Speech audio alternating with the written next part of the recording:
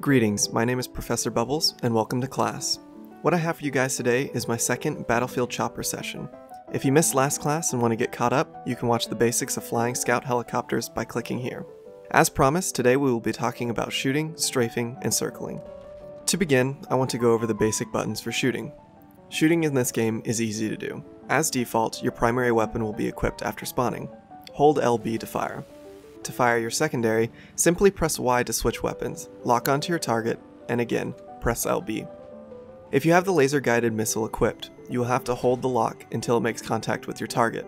An important concept to understand is that the larger crosshair represents where your shots are going to land, so don't get confused when your shots don't go directly to the center of your screen. Notice when I accelerate the main rotor blade, the larger crosshair will move upward. Quick note, if you try to switch too quickly between accelerating and decelerating your main rotor blade, it will cause your whole chopper to shake, decreasing your accuracy. So that covers the basics of shooting. Let's move on to something more practical, like strafing. This is an intermediate move that requires a couple of motions to accomplish. To begin, approach your target from a right angle and give yourself some distance. Next, push left or right on the left stick and adjust your roll with the right stick. It is a good idea to practice this going from both directions. Once you get yourself into a strafe, try to make minor adjustments to line up the larger crosshair and then hold LB to fire. Going back and forth will help to make it difficult for infantry to shoot you, as well as providing opportunities to shoot other infantry.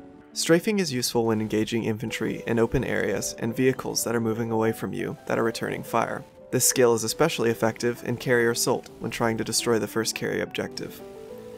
Notice that when you are strafing to the left, the large crosshairs moves to the left.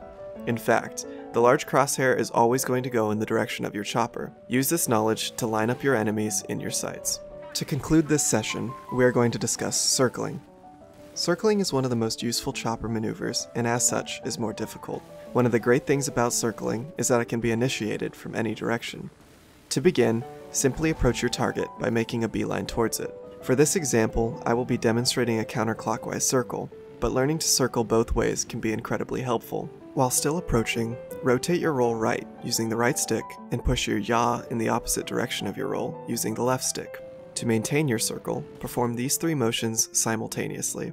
Firstly, hold a left motion on the left stick, letting go right before you overturn. Secondly, pump your right trigger to maintain the altitude perfect for your target. And thirdly, pump an up left motion onto your right stick. Remember, the goal is to keep the larger crosshair on the target.